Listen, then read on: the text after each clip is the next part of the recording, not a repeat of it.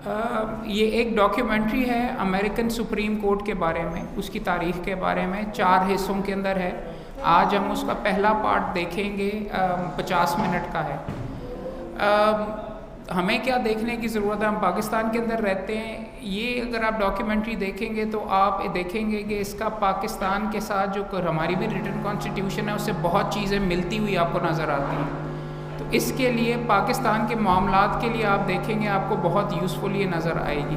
देखने वाली इसमें चीज़ ये है और इंटरेस्टिंग चीज़ ये है, और आप तमाम दोस्तों के साथ जब तक दोस्त आते हैं, हम ये इसलिए सारी की सारी चीज़ें देख रहे हैं और डिस्कस कर रहे हैं कि हमने ये देखा है। इस एपिसोड में आप ये देखेंगे कि अमेरिकन सुप्रीम कोर्ट सुप्रीम कैसे बना, उसको उसकी ताकत किस तरीके से मिली। मगर क्योंकि अगर आप अमेरिकी सुप्रीम कोर्ट को देखें तो इब्तदा के अंदर जब ये बना था तो उसके पहले चीफ जस्टिस ने कहा था यार ये क्या चीज़ है। इसके चीफ जस्टिस इसके जजेस ने रिज़ाइन किया कि यार ये कहाँ पे हमें खुडे खाते लगा दिया, यहाँ पे खूह खाते लगा दिए, यहाँ पे तो कोई काम ही नहीं है।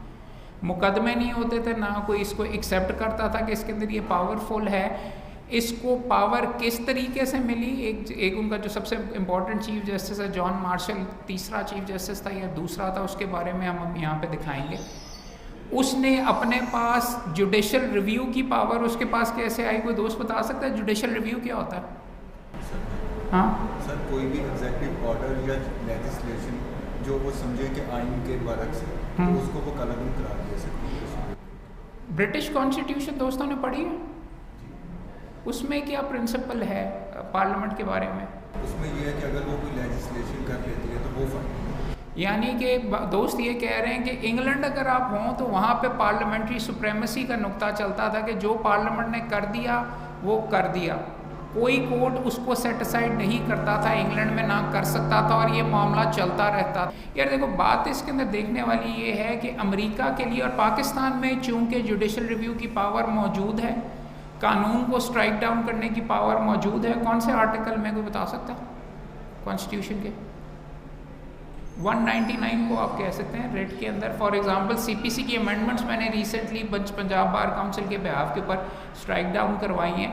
अव्वल तो वो कानून ने बना दी हुई थी गवर्नमेंट ने, सीपीसी की 2021 की अमेंडमेंट्स, उनको ख़त्म करवाने की पावर कहाँ से और किस तरीके से आ गई वो चीज़ें आप देखेंगे। बिकॉज अमेरिकी सुप्रीम कोर्ट की इस डॉक्यूमेंट्री में 2-3 चीज़ें आप गौर से देखेंगे।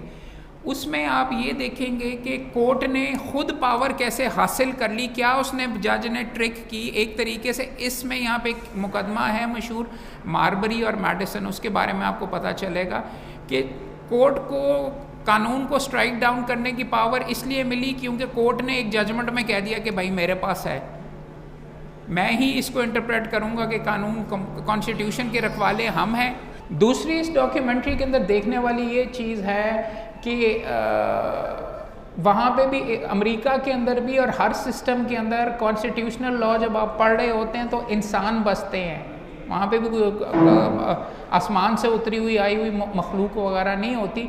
वहाँ पे आप देखेंगे, वहाँ पे जो सदर था और जो चीफ जस्टिस था एक दूसरे के कज़न्स थे।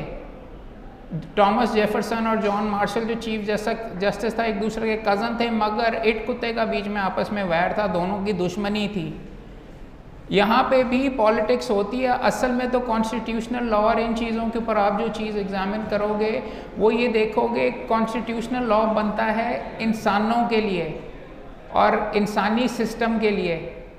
इसके अंदर जो हकूक़ होते हैं, कोर्ट और ये जो मुख्तलिफ इदारे हैं, वहाँ पे पॉलिटिकल टग ऑफ वॉर भी होती है, कानूनी ग्राउंड्स भी होती हैं। और इसमें आप फॉर एग्ज़ाम्पल देखेंगे और सुप्रीम कोर्ट को भी अपना एज एन इंस्टीट्यूशन भी अपना रोल अपने लिए जगह बनानी पड़ती है, क्योंकि इसमें सीरीज़ के अंदर आप 2 मुकदमे देखेंगे। मार्बरी और मैडिसन के अंदर जज ने उसमें जो शोबदाबाजी इसके अंदर उसने की थी, उसने ये की थी कि जो पटिशनर जो उनके पास आया था उसको कहा यार तेरा केस तो बनता है लेकिन मैं तुझे रिलीफ नहीं दे सकता। गवर्नमेंट के ख़िलाफ़ केस था और गवर्नमेंट के लिए भी वो जवाब फैसला एक्सेप्टेबल था क्योंकि उनके फेवर के अंदर फैसला आया था, उनके ख़िलाफ़ कोई ऑर्डर नहीं हो। लेकिन साथ ही साथ गुजरते हुए जज ने ये कह दिया लेकिन आइंदा ये जो कवानीन वगैरह हैं उनको स्ट्राइक डाउन करना है कि नहीं वो मैं देखूँगा। अब वो कोर्ट उसको चैलेंज भी नहीं कर सका। वो उसमें देखने वाली ये बात है, एक कॉन्सेप्ट आता है जुडिशल रिस्ट्रेंट का। आप वकालत में जाएंगे, आप मुख्तलिफ कोर्ट में जाते हैं तो कोर्ट रेट के अंदर क्या देता है, यार ऑल्टरनेट रेमेडी तुम्हारे पास अवेलेबल है, तुम दूसरी जगह के ऊपर जाओ। अमेरिका के अंदर भी ये एग्जैक्टली इसके अंदर सबसे पहले केस में भी यही हुआ था। कोर्ट ने अपनी पोजीशन भी चेक की, आप देखेंगे वो किस कॉन्टेक्स्ट में उसने जाके डिसाइड किया कि उसने कहा कि गवर्नमेंट भी मेरे से ना खुश ना हो। उससे पहले तक तमाम उनके पास तो दफ्तर भी नहीं मौजूद था सुप्रीम कोर्ट के अंदर, ये जब ये सारी की सारी चीज़ें हो रही थी। किस तरीके से उन्होंने फ़ैसले करके आहिस्ता आहिस्ता करके जुडिशल रिस्ट्रेंट के ज़रिए अपनी पावर हासिल की।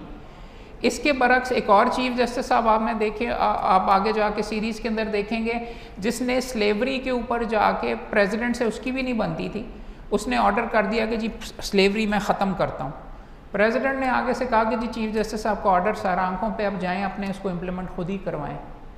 तो वहाँ पे ये सिलसिला वगैरह है कि एक कोर्ट की पावर और एक कोर्ट का ऑर्डर, वो कोर्ट की एक ये भी कंसिडरेशन वगैरह होती है पॉलिटिकल साइंस वाली साइड से।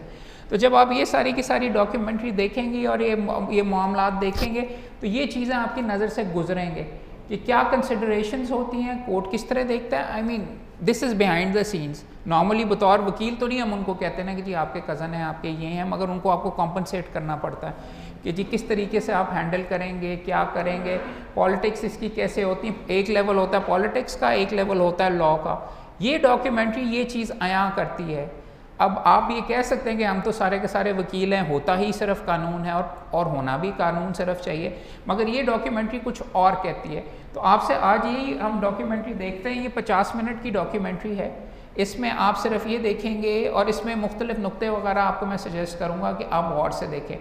एक दो जजमेंट्स का ऐसा आएगा इंपॉर्टेंट चीज़ जो पाकिस्तान के अंदर 18वीं तरमीम के लिए भी बड़ी इंपॉर्टेंट है कि पहले अमेरिका की अगर आप हिस्ट्री देखें तो ये 8 या 12 स्टेट्स थी, अलग-अलग प्रोविंसेस थे, अपने लिए वो पूरे मुल्क थे। इंग्लैंड ने चूंकि कब्ज़ा किया हुआ था, उनको फारिग करवाने के लिए इकट्ठे हो गए।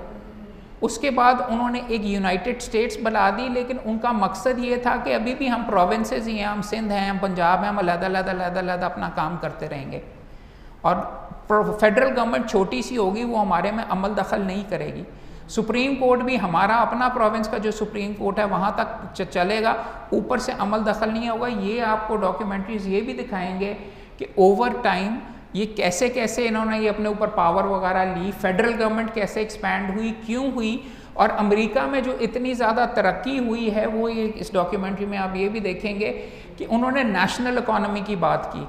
उन्होंने कहा कि national economy federal government regulate करेगा और फिर वो मुल्क फलने फूलने लगा। उन्होंने बेशुमार चीज़ें मुख्तलिफ यूनियंस को ख़त्म करने के लिए फेडरल लेवल पे अगर कोई कानून बना तो उसकी वजह से वहाँ पे बेशुमार उमरा बने, वहाँ पे उनकी फैक्ट्रियाँ चलनी शुरू हो गई।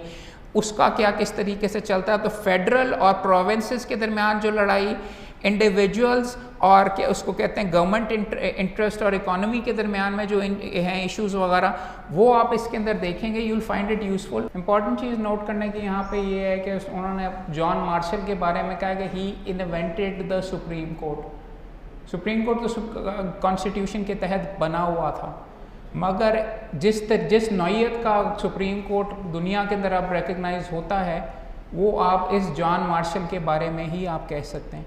और one nation under law, important चीज़ ये भी इसका टॉपिक वगैरह है, one nation under Supreme Court या one Supreme Court under law. पहले ज़माने के अंदर सुप्रीम कोर्ट को एक पॉलिटिकल समझा जाता था एजेंट, उनको कानूनी बॉडी तो कंसिडर किया ही नहीं जाता था।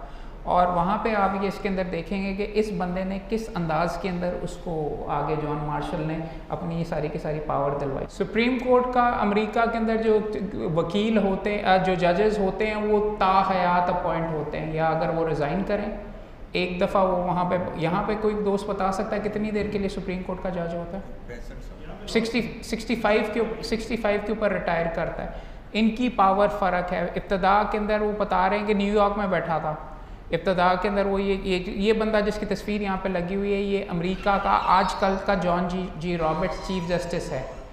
और ये भी देखिए कि डॉक्यूमेंट्रीज़ के अंदर वहाँ पे जज साहिबान और चीफ जस्टिस साहिबान आ रहे हैं, और वाइल बीइंग सिटिंग जजेस एज वेल, उनकी एक्सेसिबिलिटी इस नौइयत की यहाँ पे अलहदा मामला है। तो वो भी अच्छा तरीका है, बुरा तरीका है, इसके बारे में भी सोचिए। पहली चीज़ आपने इसमें ये नोटिस की होगी कि अमेरिका में भी 2 पार्टियां हैं, जिक्र किया जा रहा है, और उसके अंदर वो ये कह रहे हैं कि जी ये जॉन एडम्स जो सदर था एक पार्टी का, वो जाने लगा वहाँ पे, हार गया। दूसरा टॉमस जेफरसन जो दूसरा है बंदा दूसरी पार्टी का, जब वो जीत गया तो उसने कोशिश की कि जी चीफ जस्टिस की जो अपॉइंटमेंट है वो मैं खुद ही कर जाऊँ, अपना बंदा, अपना जानने वाला, अपना उसका सेक्रेटरी था, सेक्रेटरी ऑफ स्टेट, उसको अपॉइंट कर दिया उन्होंने, जिसको कहते हैं ना अजीम सबसे चीफ जस्टिस था। वो जॉन एडम्स का प्राइवेट सेक्रेटरी था वहाँ पे, उसके लिए पॉलिटिशियन का ही सेक्रेटरी था, उसने वहाँ पे बिठा दिया। तो ये चीज़ें जो यहाँ पे आप कहते हैं कि जी ये पॉलिटिकल है, पॉलिटिकल अपॉइंटमेंट वगैरह, तकरीबन इसमें देखने में तो ये नज़र आता है हर नौइयत की अपॉइंटमेंट्स पॉलिटिकल होती हैं। मामला कोई दोस्त बता सकता है कॉन्स्टिट्यूशन बनाने की क्या ज़रूरत है, और इसमें एक चीज़ समझने की ज़रूरत है, कॉन्स्टिट्यूशन इंसानों के लिए बनाया जाता है कि उसके अंदर रह के आप पॉलिटिक्स करें। कॉन्स्टिट्यूशन को एज लॉन्ग एज आप ऑनर करते रहें तो चेक्स एंड बैलेंसेस का मामला रहता है कि एक पार्टी अपॉइंट करके वहाँ पे जजेस बिठा के चली जाती है उसको, ताकि मुकम्मल तौर के ऊपर उनको भी नई आने वाली पार्टी फारिग ना करा सके, उनके ख़िलाफ़ मुकदमे ना बनाने शुरू कर दे रिलीफ देने के लिए। यहाँ पे आप कोर्ट्स वगैरह के अंदर देखते हैं, कहते हैं जी पॉलिटिकल लीनिंग अपोजिशन की तरफ है। मेरे नज़दीक होनी चाहिए, क्योंकि गवर्नमेंट में जो बंदा आ जाता है तो उसको डिफेंस और उसके ऊपर गवर्नमेंट के ऊपर चेक करने के लिए वहाँ पे ऑलरेडी बंदा होना चाहिए। पॉलिटिकल साइंस अगर आप पढ़ते हैं तो उसके अंदर ये कॉन्स्टिट्यूशन बनती ही इसीलिए। ये इदारे, separation of powers, prime minister, ये जो आपका चीफ मिनिस्टर, ये प्रेसिडेंट होता है, उसकी पार्टी की पावर कानून बनाने की आ जाती है, वो हो जाता है, एग्जीक्यूटिव भी साथ आ जाता है।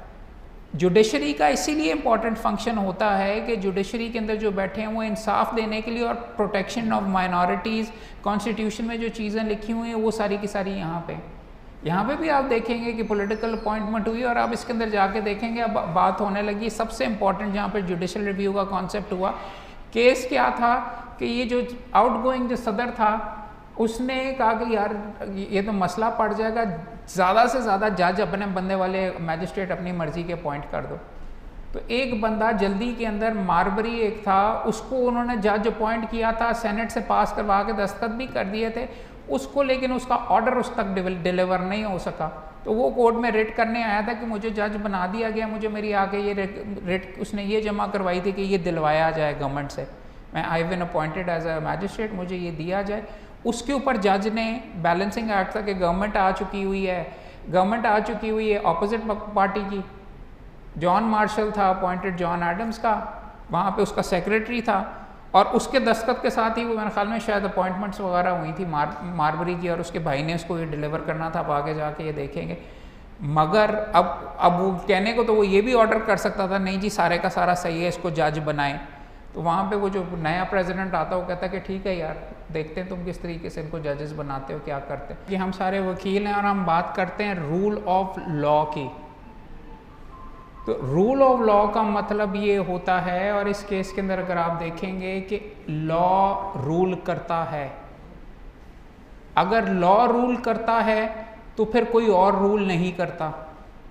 अगर एग्जीक्यूटिव वाली अगर आप बात देखनी शुरू करें, कानून अगर करता है, और यहाँ पे लड़ाई हो रही है, आप देखेंगे एग्जीक्यूटिव और जज की, कोर्ट की, और रूल ऑफ लॉ को जब आप प्रमोट करते हैं तो इफ़ेक्टिवली एक लेवल पे आप ये, हाँ पार्लियामेंट की भी पावर आप असर्ट कर रहे होते हैं कि वो बना सकते हैं, लेकिन इन्फोर्स एग्जीक्यूटिव ने करना होता है। लेकिन कानून है क्या, वो अगर आप इसमें देखें तो सबसे इम्पॉर्टेंट पावर है, जो कि इस केस के अंदर इसको कहते हैं मार्शल ने सुप्रीम कोर्ट को दे दी कि जी कानून वो है जो कि हम कहेंगे, राइट। फॉर एग्जांपल आप पाकिस्तान के अंदर अगर आप जजमेंट पढ़ें, कोई बता सकता है बेसिक फीचर्स वाली कौन सी जजमेंट है? Sindh high court bar association वाली जो जजमेंट है, अमेंडिंग पावर ऑफ पाकिस्तान के अंदर जो जजमेंट्स वगैरह होती हैं, अगर आप उसके अंदर देखें तो वहाँ पे सवाल आता है कि जी क्या कॉन्स्टिट्यूशन को पार्लियामेंट अमेंड कर सकती है कि नहीं, राइट। वहाँ पे अमेंडमेंट को तो स्ट्राइक डाउन नहीं किया, लेकिन सुप्रीम कोर्ट ने मुख्तलिफ जजमेंट्स के अंदर ये कह डाला है कि लेकिन बेसिक स्ट्रक्चर को और ये basic features of the constitution को आप तब्दील नहीं कर सकते। अब बेसिक फीचर्स हैं क्या, उन्होंने वहाँ पे लिख दिया independence of judiciary, Islamic aspect और ये, मगर कोई चीज़ ये बेसिक फीचर का हिस्सा बनती है कि नहीं, वो पावर अब कोर्ट के पास है। यानी अमेंडमेंट की पावर तो होगी अवेलेबल कॉन्स्टिट्यूशन को करने की, मगर this is something once again basic features आपको कहीं कॉन्स्टिट्यूशन में लिखे हुए नहीं नजर आते। और अगर आप एग्जीक्यूटिव में होंगे आप कहेंगे ये बेसिक फीचर किधर से आ गए, हाँ लिखे हुए हैं, अगर हमारे पास अमेंडमेंट की पावर हम बदल सकते हैं। मगर सुप्रीम कोर्ट ने अपनी जजमेंट के ज़रिए वहाँ पे ये डाल दिया हुआ कि नहीं जी बेसिक फीचर्स हैं, आप उनको टच नहीं करेंगे। और वो जजमेंट गवर्नमेंट ने भी एक्सेप्ट की, क्योंकि गवर्नमेंट की वहाँ पे भी कुछ मार्बरी मेडिसन वाला ही सिलसिला हुआ। कौन सी तरमीम थी यार पीछे, उसके शायद 18वीं तरमीम के ऊपर ही था या ये कि जी वहाँ पे उन्होंने होल्ड कर दिया कि हम छेड़ते तो नहीं है, फैसला गवर्नमेंट के फेवर में आया, लेकिन साथ सुप्रीम कोर्ट ने ये जाके कह दिया कि डिटर्मिन हम करेंगे कि जी बेसिक फीचर्स क्या हैं और हैं भी कि नहीं। सो ये इंपॉर्टेंट चीज़ समझने की, ये जो अल्फाज और ये जो जजमेंट्स होता है उनका एक पावर का भी लेवल होता है। कॉन्स्टिट्यूशन को एक लेवल के ऊपर कहा जाता है ये एक पावर मैप है, किसके पास क्या पावर है कॉन्स्टिट्यूशन डिटरमिन करती है। और कॉन्स्टिट्यूशन को के अंदर क्या लिखा हुआ है, उस बंदे के पास सबसे ज़्यादा पावर है, पेन वाले के पास कहने के ऊपर एक लेवल के ऊपर पेन की कोई पावर नहीं है।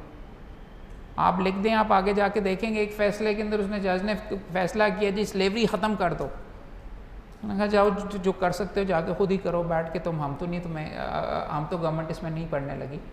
तो ये बैलेंसिंग एक्ट होता है, पावर मैप होता है, from time to time change भी होता रहता है। और इम्पॉर्टेंट चीज़ एक आपको मैं यहाँ पे बता दूँ, ये दोनों आपस में पार्टियाँ बिल्कुल अगेंस्ट थी, बहुत दुश्मनी थी, बहुत लड़ाई थी, मगर अमेरिका ने तरक्की की। हमने अपनी कॉन्स्टिट्यूशन को उठा के 62 वाली को साइड के ऊपर रख दिया, और उसको वैसे भी एक फौजी नहीं दी थी ना, मैं वो दी हुई थी उसको, उसकी कंसर्न थी मेरी पावर्स। और फिर 71 के अंदर हमारे साथ क्या हुआ, समझने की ये ज़रूरत है कि हर मुल्क में किस्मों पावर की लड़ाई वगैरह होनी है, इंसान है, मगर अगर आप स्ट्रक्चर के अंदर करेंगे, बंगालियों को आपने अंदर उनका हक दिया होता, अगर आपने उसको प्रॉपर्ली कॉन्स्टिट्यूशन चल रही होती, वहाँ पे ये कंसर्न ना होती कि सारी पावर इधर दे दो वो कर लो, तो वो लड़ाई मार कुटाई के तहत वो शायद बरकरार भी रहता। कॉन्स्टिट्यूशन के बारे में यहाँ पे बैठ के हम लेक्चर देते हैं और बातें करते हैं, और सारी की सारी क्यों, इसलिए नहीं कि जी हमारी उससे नौकरी और हमारी अर्निंग उससे वाबस्ता है, क्योंकि देखा ये गया है कि कॉन्स्टिट्यूशन अगर प्रॉपरली चलती रहे तो सूबों की लड़ाइयाँ, बलोच अलहदा होना चाहते हैं, NWF पख्तूनख्वान का ये आवाज़ आ जाता है, नारे वगैरह, उनको आपने अगर अंदर रखना है तो उसका ये मतलब नहीं सारी पावर फेडरेशन के पास दे दें, आपको हुकूक देने पड़ते हैं। और कॉन्स्टिट्यूशन इसीलिए है, 18वीं तरमीम भी इसीलिए हुई है, और उसमें ये बैलेंसिंग एक्ट हमेशा होता है। तो अपनी कॉन्स्टिट्यूशन को जब आप पढ़ते हैं तो ये चीज़ जहन में डाल के ये भी करने की कोशिश करें कि हमारा वेस्टेड इंटरेस्ट इसीलिए है। अगर आप किसी के हकूक़ को पामाल करते रहते, council of common interest, gas आप सारी की सारी बलूचिस्तान से ले लेते हैं, उनको पैसे आप कोई नहीं देते, वहाँ पे आप उनके एक एरिया पे जाके फ़ौजें बिठा के वहाँ पे आप गवादर का पोर्ट बना लेते हैं, बाकियों को आप डेवलप नहीं करते, तो उनकी ग्रीवेंसेस दुरुस्त हैं। कॉन्स्टिट्यूशन अगर सही नहीं चलती, उनको उनके हकूक़ कॉन्स्टिट्यूशन के तहत नहीं दिए जाएंगे, तो फिर वहाँ पे इंसर्जेंसीज होती हैं। और आप 73 के अंदर ऑलरेडी 71 के अंदर ऑलरेडी देख चुके हुए हैं कि हमारे मुल्क के अंदर क्या हुआ है। तो देखने की और इनकी समझ बूझ की और अमरीकी कॉन्स्टिट्यूशन की, वो हमारी कॉन्स्टिट्यूशन में 200 कितने हैं, मेरे ख्याल 300 हैं, मेरे 320 360 हैं आर्टिकल्स, इतना मोटा पलंदा है। अमरीकी कॉन्स्टिट्यूशन के 10 हैं या 12 आर्टिकल्स हैं, 2 सफ़ों के अंदर या 3 सफ़ों के ऊपर पूरी हो जाती है। उन्होंने जो चीज़ें नहीं करनी थी, वो जिनका जिक्र नहीं करना था, वो लोगों पे छोड़ दिया और वहाँ पे मेंशन किया हुआ है। तो आप लोगों ने इस नौयत के ऊपर भी, चूँकि आप कॉन्स्टिट्यूशन के बारे में बात कर रहे हैं, इस चीज़ को इस साइड पे भी अप्रिशिएट करने की कोशिश करें कि कई चीज़ें कॉन्स्टिट्यूशन में होनी चाहिए, कई चीज़ें कॉन्स्टिट्यूशन में नहीं होनी चाहिए। कई चीज़ें आप इसलिए नहीं लिखते कि दोनों इदारे आपस में एक नेगोशिएट करके वहाँ पे कोई स्टेटस को फाइंड कर लेंगे, यहाँ पे हुआ। इनकी कॉन्स्टिट्यूशन में नहीं लिखा हुआ कॉन्स्टिट्यूशन की इंटरप्रेट करने का या स्ट्राइक डाउन करने की पावर वगैरह, मगर उसने जज ने कहा चूँकि हम हैं, कॉन्स्टिट्यूशन को हमने इंटरप्रेट करना है, बनाते वो हैं, सेपरेशन ऑफ पावर है, उसका नोशन करके हम कहेंगे तो उसके मुताबिक होगा। चूँकि कानून क्या है हमने कहना है, तो कानून के मुताबिक कोई चीज़ बनी है कि नहीं, वो भी कॉन्स्टिट्यूशन के मुताबिक, वो भी हमने कहना है।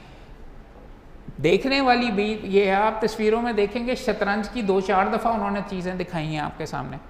होता भी यही है, जजमेंट्स को भी आप इस लेवल के ऊपर आपको पढ़ना होता है कि उनके पीछे भी, अगर आप पॉलिटिकल साइंस की अगर आप स्टूडेंट रह चुके हैं, और मेरी पहली डिग्री पॉलिटिकल साइंस में भी, आप इनको, आप कॉन्स्टिट्यूशनल इश्यूज़ को आप इस बैकग्राउंड में भी एनालाइज करें, और इसके अंदर क्या हो रहा है, पावर किसके पास जा रही है, किस तरह हो रहा है। तो इसके अंदर मार्बरी एंड मैडिसन के अंदर बंदे ने आप कह सकते हैं कि जॉन मार्शल हार गया, लेकिन एंड में जीता वही है। उसने एक जो 13 जजेस सैक्रिफाइस करके 17 जिनकी कमीशन थी, एक बड़ी चीज़, एक बड़ा पैदा, एक बड़ा क्वीन बल्कि जीत ली, ये कह के कि जी अब तो मैं ही डिटरमिन करूँगा आज के बाद सारी की सारी जो चीज़ें मैं कौन सी। और एक दफ़ा जब ये हो गई और गवर्नमेंट ने इस्टेब्लिश कर दी, अगले फैसले में कहेंगे कि उधर तो तुझे एक्सेप्ट की थी सी बात, तो ये होगा। तो वो यही कह रहे थे कि जो उसको कड़वा घूंट उसको उन्होंने सदर को दिया, या तो 17 जजेस अपॉइंट कर लो। उसने कहा वो तो सवाल ही नहीं पैदा होता। जब उसने वो मान लिया तो ये भी बात मान ली कि जी ठीक है, फिर कोर्ट मुझे कह सकता है कि सही है कि नहीं, और इंटरप्रेट करने की ये चीज़ समझने वाली बात है। और इस तरीके से जो गहरे जजमेंट्स वगैरह होती हैं, अगर आप इफ्तिखार चौधरी साहब के Sindh high court bar association की आप अगर आप जजमेंट्स वगैरह देखें ना, और आप अपनी जजमेंट्स को अगर आप एनालाइज करें, बेसिक स्ट्रक्चर की थ्योरी और ये जो सारी की सारी चीज़ें आहिस्ता जजमेंट आफ्टर जजमेंट के ऊपर जो लेजिस्लेचर की पावर थी वो आहिस्ता आहिस्ता टेक अवे की गई, कोर्ट के पास उसकी पावर आती रही। अब लेजिस्लेचर आ गया, वो वापस लेने की कोशिश कर रहा है। ये हमेशा टग ऑफ वॉर चलती रहती है, इसीलिए आपको जजमेंट्स में इख्तलाफात भी नज़र आते हैं। टिक्का इकबाल की केस का एक था, उसके जवाब के अंदर ये जाके सिंध हाई कोर्ट बार की अलहदा आ गई हुई है। गवर्नर की क्या प्लान पावर है, जब एक दफ़ा ये कोई डिसीजन उसके ऊपर आ जाती है कि गवर्नर ये चीज़ नहीं कर सकता, तो उसकी पावर ख़त्म होके आगे शिफ्ट कर दी जाती है, जिसके पास भी कोर्ट पावर भेजता है, और कोर्ट अल्टीमेट पावर कोर्ट के पास रहती है। पॉलिटिकल साइंस की तरफ से बात कर रहे हैं हम थोड़ी सी। एक जज की स्ट्रेंथ उसके ब्रदर जजेस से भी एक कोर्ट की चीफ जस्टिस की स्टैंड करती है। ब्रदर जजेस चौधरी इफ्तिखार चौधरी साहब की स्ट्रेंथ वगैरह उसके टाइम के अंदर आप देखेंगे बेशुमार यूनानिमस 17 जजेस के इकट्ठे सारे के सारे फैसले आ रहे थे। अपने वो लिखते थे लेकिन अग्री भी करते थे। इसके अंदर चीफ जस्टिस साहब की इसमें कम से कम ये पॉइंट आउट किया जा रहा है पर्सनालिटी, बाकियों के साथ वो कैसे डील करते हैं। वो बता रहा है कि सारे इकट्ठे ही रहते थे, मुख्तलिफ मुल्क के जगहों से आते थे, एक ही जगह पे बोर्ड करते थे, बना के रखनी पड़ती है, कोर्ट को साथ लेके बेंच की दूसरी साइड के ऊपर साथ लेके चलना पड़ता है। और ये चीज़ें आपको इसके अंदर नज़र आ रही हैं, वो कम से कम आपको यहाँ पे इसके अंदर ये दिखा रहा है। कोर्ट अगर डिवाइडेड हो जाती है, और इवन अदरवाइज देखिए अवाम के लिए भी बड़ा इंपॉर्टेंट है कि यूनानिमस फैसले आएँ ताकि हमें पता चले हो क्या रहा है। फॉर एग्ज़ाम्पल वो कि मिलिट्री कोर्ट्स वाली अगर आप जजमेंट पढ़ें तो हर बंदे ने उसमें लिखा हुआ, और वो was quite a divided court. कोई इस डायरेक्शन में जा रहा है, कोई इस डायरेक्शन में जा रहा है, कोई कुछ कह रहा है, कोई कुछ कह रहा है। आपको पता ही नहीं चलता कि जी which is the opinion of the court, exactly क्या लिखा हुआ है। तो वो यही पॉइंट आउट किया जा रहा है कि अगर सुप्रीम कोर्ट बोल रहा है, और अमेरिका के अंदर तो फ़र्क है, हमारा ब्रिटिश सिस्टम है कि बेंच का हर बंदा ही अलहदा लिख सकता है अपना ओपिनियन। अमेरिका के अंदर अगर कोई सुप्रीम कोर्ट में अगर कोई मुकदमा सुनता है तो सारे इकट्ठे बैठ के सुनते हैं, और उसमें जो मेजॉरिटी का जो जज होता है वो एक फ़ैसला लिखता है बस। डिसेंटिंग नोट अगर हो दूसरी साइड से एक अदद आता है, एंड दैट इज़ इट। वहाँ पे सारे करते हैं। वो वाला बेहतर सिस्टम है कि पाकिस्तान वाला सिस्टम बेहतर है कि जहाँ पे सुप्रीम कोर्ट के बेंचेस भी अलग-अलग बने हुए हैं। ये भी सोचने वाली बात है पाकिस्तान के अंदर। लेकिन मसला ये अमेरिका के अंदर वो उनका जो सुप्रीम कोर्ट है आजकल साल में 20 केसेस डिसाइड करता है बस। हमारे दिन के अंदर आजकल 25 केसेस एक बेंच में लगे होते हैं वहाँ पे। सो सुप्रीम कोर्ट को अगर तो आपने अमेरिकी टाइप के ऊपर चलाना है तो फिर आप डिसाइड साल में 20-25 केसेस ही कर सकते हैं।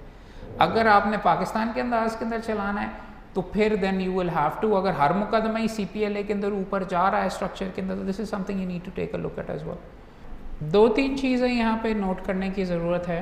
एक तो मैंने आपको कहा था कि ये काफ़ी इंपॉर्टेंट, और अब पाकिस्तान से ये मैं क्यों आपको सारी डॉक्यूमेंट्री दिखा रहा हूँ, पाकिस्तान से इस चीज़ का बहुत ज़्यादा ताल्लुक़ है। स्टेट और फेडरल, कौन सी प्रोविंशियल गवर्नमेंट, कौन किसका सबसे ज़्यादा नोकझोंक चलती रहती है फेडरल गवर्नमेंट के साथ आजकल, बता सकता है कौन से प्रोविंस की? हाँ, नहीं पानी के हवाले से, बट सबसे ज़्यादा कौन से प्रोविंस? सिंध की होती है, क्योंकि गवर्नमेंट, उनकी गवर्नमेंट भी अलहदा, बाकी पंजाब वाले तो सेम है, ज़्यादा नहीं बोलते आगे से, और वो फेडरल में भी वो बैठा हुआ है। लेकिन वहाँ पे आप देख रहे हैं कि यहाँ पे बात हो रही है स्टेट और फेडरेशन की, वहाँ पे भी सिंध की पॉलिटिकल अपनी साइड के ऊपर, लेकिन स्टेट राइट्स और यहाँ पे फेडरल राइट्स इम्पॉर्टेंट है।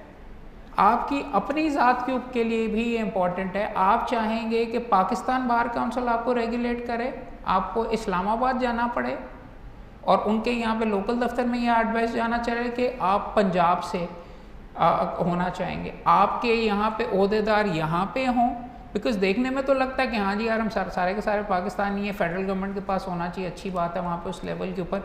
मगर यहाँ पे ये भी सवाल आता है कि आपने ये कॉन्स्टिट्यूशन मुख्तलिफ लेवल्स पे, फेडरल, प्रोविंशियल और उसके नीचे लोकल गवर्नमेंट, जो हमने वैसे ही फारिग कर दिया हुआ है। क्योंकि बात ये है, इंसाफ और फैसिलिटीज़ आपको आपके पास वाले लेवल के ऊपर होनी चाहिए।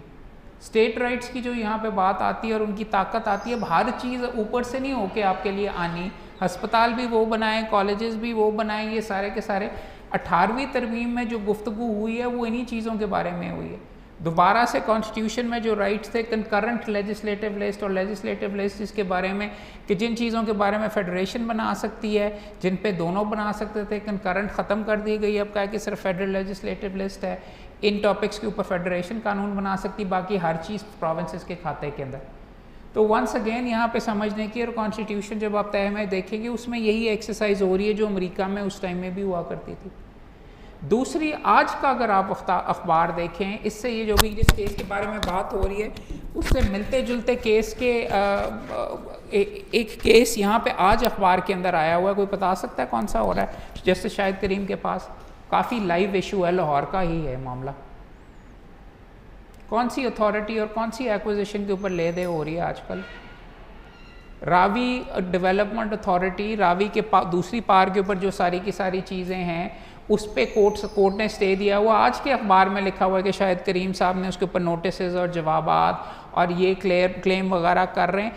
वहाँ पे आपको private property land acquisition act, उसके हकूक़, LDA का मैं केस कर रहा हूँ, और भी LDA एवेन्यू के लिए उन्होंने ज़मीन एक्वायर कर ली, LDA हाउसिंग अथॉरिटीज़ के लिए कर रहा है, आम बंदे के हकूक़ एज अगेंस्ट कॉन्स्टिट्यूशन के अंदर जो लिखे हुए आर्टिकल 24 और 23 और 24 के अंदर एज अगेंस्ट गवर्नमेंट के हकूक़। यहाँ पे आपको ये भी देखने वाली बात है, निरी गवर्नमेंट्स की आपस में टसल वगैरह नहीं होती, individual against government as well भी सुप्रीम कोर्ट में इस जगह के ऊपर। यहाँ पे तो इस मुकदमे में तो ये हो रहा था कि जॉर्जिया वालों ने आनों में, रुपयों में भी नहीं, आनों के अंदर उन्होंने जाके अपनी प्रॉपर्टी बेशुमार बेच डाली, क्योंकि वो ब्राइब हुए थे। वो प्रॉपर्टी बेच डाली लोगों को, और उन लोगों ने जल्दी से पकड़ के, यहाँ पे प्रॉपर्टी डेवलपर्स भी ये करते हैं, उन्होंने आगे जाके बेच दी और सारे पैसे लेके साइड के ऊपर हो गए। अब सवाल ये आया कि तंग आके उस प्रोविंशियल गवर्नमेंट से उन्होंने एक नई प्रोविंशियल गवर्नमेंट या स्टेट गवर्नमेंट ले आए। उसने कोशिश की कि ये जिन बंदों की ज़मीन है, गवर्नमेंट की ज़मीन जो औने पौने बेच दी गई है, उसको वापस ली जाए। इवैक्यूई प्रॉपर्टीज़ के मामलात और इस तरीके के मामलात आपको लाहौर के अंदर आप जब मुकदमे करेंगे, यही चीज़ें आपको यहाँ पे खेलती हुई नज़र आएंगी। यहाँ पे भी वैसे ही करप्शन, वहाँ वैसे ही ब्राइबरी, वैसे ही गवर्नमेंट को इस्तेमाल करके ये वाले गवर्नमेंट की ज़मीन इसको दे दी, उसकी ये दे दी, और कोर्ट्स इन्हीं मामलात के साथ यहाँ पे भी लड़ती है, एज एन स्ट्रगल करती है। ये चीज़ यहाँ पे नोट करने वाली। अमेरिका के अंदर उन्होंने कहा, उसने कहा नहीं, प्राइवेट प्रॉपर्टी सबसे ऊपर है, मिल गई प्रॉपर्टी उसको गवर्नमेंट अब हाथ नहीं लगा सकती यहाँ पे। लेकिन अगर आप जाके देखें हाई कोर्ट के अंदर आपको रीसेंट जजमेंट्स मिलेंगी चंद जज साहबान के वाक्यों पे, वो कहते हैं कि जी जो मर्जी हो जाए, fraud vitiates the most solemn of proceedings. 45 साल पुराने अगर वैक्यू प्रॉपर्टी किसी को गलत दे दी गई है तो 8वें हाथ जिस बंदे के पास ये घर चला गया हुआ है उससे लेके गवर्नमेंट को दे देते हैं। तो ये चीज़ें आपको नोट करनी पड़ेंगी। इसी नौइयत के यही आर्ग्यूमेंट्स और आपको डॉक्यूमेंट्री दिखाने का भी मकसद ये है कि ये आपको हम वेपन्स और आर्ग्यूमेंट्स दिखा रहे हैं और वेपन्स दे रहे हैं जो कि आप अपनी बहस में भी इस्तेमाल कर सकते हैं। प्रॉपर्टी राइट्स, स्टेट वर्सेस ये जो मैं आपके सामने भी एग्जांपल दे रहा हूँ, आगे और भी इसके चंद आएंगे। फंडामेंटल क्वेश्चन, अभी रिसेंटली एक जजमेंट हमने तकरीबन जीती, 95% जीती थी कंपटीशन कमीशन ऑफ पाकिस्तान की। सवाल ये था, competition commission of Pakistan federal government बना के आपकी यहाँ पे आपके अगेंस्ट प्रोसीड कर सकती है कि प्रोविंशियल गवर्नमेंट बना सकती है। इन चीज़ों से बहुत ज़्यादा फंडामेंटली फ़र्क आपको पड़ता है। इन नुक्तों से आप अपने मुकदमे जीत सकते हैं और अपने हार सकते हैं। स्टेट राइट्स किसके हैं, वहाँ पे जाके आप पढ़ेंगे, जो मैं आपको बता रहा हूँ फेडरल लेजिस्लेटिव लिस्ट कॉन्स्टिट्यूशन के अंदर स्केड्यूल लगा हुआ है। अगर आपने नहीं पढ़ा हुआ क्योंकि सिलेबस के अंदर नहीं था, तो जाके वो फरोल के और वो एंट्रीज देखें कि किन चीज़ों के बारे में बन सकता है। Legal, medical and other profession के अगेंस्ट फेडरल गवर्नमेंट बना सकती है, इसलिए लीगल प्रैक्टिशनर और bar council act provincial level federal level के ऊपर बन के आया हुआ है। और भी मेडिकल के बारे में भी, लेकिन मैंने वो Punjab health care commission act को इस ग्राउंड पे चैलेंज किया कि जी मेडिकल प्रोफेशन की रेगुलेशन तो वहाँ पे हो रही है, पीएमसी वहाँ पे ऑलरेडी बनी है। उन्होंने कहा कि नहीं, उसके होते हुए भी सुप्रीम कोर्ट ने ये कहा कि उसके होते हुए भी, और आयशा मलिक साहिबा ने यहाँ पे उसके होते हुए प्रोविंसेस भी रेगुलेट कर सकता है अस्पतालों को और हेल्थ केयर इस्टेब्लिशमेंट्स को। अब ये नुक्ते आप थोड़े से अगर आप गौर से देखेंगे, ये आपके इंटरेस्ट के लिए, ना सिर्फ निरे इंटरेस्ट के लिए, ये आपके रोज़ी रोटी के भी नुक्ते हैं। क्योंकि इन्हीं नुक्तों के साथ आपने खेलना है, इन्हीं नुक्तों के ऊपर आपने मुकदमे जीतने और इन्हीं नुक्तों के ऊपर आपने मुकदमे हारने हैं। तो इसको इस नौइयत से देखें। ये सिर्फ ये चीज़ नहीं है कि मैं बुला के आपको डॉक्यूमेंट्री दिखा रहा हूँ, ये आपको मैं साजो सामान दे रहा हूँ जिसके ऊपर आपको अपने जहन के अंदर आपने पकड़ के खेलना है और अपने मुकदमे जीतने और हारने हैं। एक चीज़ यहाँ पे आप जब रिट में आते हैं और मुझे भी काफ़ी इसकी तकलीफ़ वगैरह होती है मुख्तलिफ़ केसेस में कि सर जी फ़लाँ चीज़ है, आपने ऑर्डर कर दिया, उस ऑर्डर की कंप्लाइंस नहीं हो रही, इमरान खान को बुलवा लें, प्राइम मिनिस्टर को कंटेम्प्ट में बोल के बुलवा लें, ये कर लें, वो कर लें, सारा ये कर लें। जज जब एक बैठा होता है, आपको उसकी साइड से भी थोड़ा सा देखना पड़ता है। जज की पावर और जुडिशरी की पावर, इसके अंदर वो उसने ऑर्डर कर दिया था चीफ जस्टिस ने जाते जाते कि ये जो रेड इंडियन है, चेरोकी इंडियन, इनसे जो ज़बरदस्ती ज़मीन छीनी जा रही है वो ट्रीटी की वायलेशन है, वो आप नहीं ले सकते। बट गवर्नमेंट साथ नहीं थी, उन्होंने कहा जी जाओ, अगर रोक सकते तो रोक लो। उन्होंने उठा के फिर भी उनको वहाँ पर ट्रांसफ़र कर दिया। हमारी कॉन्स्टिट्यूशन के अंदर कंटेम्प्ट की पावर मौजूद है। स्विस खत लिखने के लिए ऑर्डर किया, सुप्रीम कोर्ट ने नहीं किया तो प्राइम मिनिस्टर को बुलवाया, उसको कॉल लिखा, नहीं किया, उसको फारिग कर दिया, जिसकी वजह से गिलानी साहब लॉस्ट इस प्राइम मिनिस्टरशिप। सही, राइट। तो ये समझने की ज़रूरत है कि टग ऑफ वॉर वगैरह होता है, लेकिन हर मामले के अंदर वो तो एक्सट्रीम केसेस सर्कमस्टांसेस में होता है, लेकिन बेशुमार केसेस के अंदर कोर्ट को अपनी पावर बरकरार रखने के लिए भी आपे से बाहर नहीं कोर्ट होता। इसी वजह से तो आपने भी बतौर जब वकील करना होता है, किस तरीके से इन्फोर्स करवाना है, कितना धकेलना है कोर्ट से, ये करके you have to appreciate all of that. उसकी जगह आप किसी और लोअर ऑफिसर रेलेवेंट, एलडीए का मामला है, इमरान खान को आपने पार्टी बनाया हुआ है, तो आप एलडीए के डिप्टी डायरेक्टर को बुलवा लें कंटेम्प्ट में। डायरेक्टर को अगर आपने हर हेड बंदे को जाके आपने कर लिया तो वो courts become somewhat reluctant as well. ये चीज़ें वगैरह मैं फिर ये पॉइंट कर रहा हूँ, वो बंदा अब रिटायर होने वाला था, उसने कहा चलो जाते जाते मैंने जॉन मार्शल ने कि नहीं ये गलत हो रही है, मैं ये कर लेता हूँ, लेकिन enforcement is also an important part as well. So ये वाली चीज़ आप रियल जब वकालत कर रहे होंगे तो इसमें यू नीड टू, ये किताबों में चीज़ें नहीं मिलती, शायद डॉक्यूमेंट्रीज़ में मिलती हैं, पॉलिटिकल साइंस की किताबों में मिलती हैं। वकालत के अंदर आपको ये भी अपनी स्ट्रैटेजीज़ को ये चीज़ें देख के भी थोड़ा बहुत अडेप्ट करना पड़ता है और उसके मुताबिक होता है। कम जज साहिबान होते हैं जो कि इतने एक्सट्रीम के अंदर जाते हैं। You have to know, judicial review का कहते हैं स्कोप बहुत लिमिटेड है क्योंकि ये उनकी डिसीजन है। आप और यहाँ पे लोग इस चीज़ के ऊपर भी बहुत ज़्यादा कुड़ते हैं कि जी हमारा बड़ा अच्छा केस था, जज साहब ने नहीं ऑर्डर किया कि प्रॉपर्टी इसके नाम पर ट्रांसफ़र कर दो, और जज साहब ने ऑर्डर सेट असाइड करके रिमांड कर दिया कि एक्ट अकॉर्डेंस विद लॉ, इनको सुन के। क्यों? क्योंकि पावर तो असल में एग्जीक्यूटिव की ही है, एलडीए ने ही अलॉटमेंट करनी है, जज साहब ने तो नहीं अलॉटमेंट करनी, जज साहब ने तो नहीं करना। ज़्यादा से ज़्यादा वो दबका आपको लगा देते हैं और कहते हैं कि जी या ये करो वरना मैं ये कर दूंगा, या मैं कंटेम्प्ट में कर लूँगा, वो कर लूँगा, या नीचे रिमांड कर देते हैं और सेकंड राउंड के अंदर कहते हैं कि ये हमारा इस तरीके से ये ऑर्डर दुरुस्त नहीं था। तो जुडिशल रिव्यू में रिट के ख़ास तौर पे कानून में ये चीज़ें भी ये सोफिस्टिकेटेड चीज़ें भी आपको थोड़ी बहुत एग्जामिन करनी पड़ती हैं। वो आप देख लीजिए इसके ऊपर। अब किसी दोस्त के अगर कोई सवाल हैं तो ये माइक यहाँ पे पड़ा हुआ है, बताइए क्या ख्याल है और कैसे।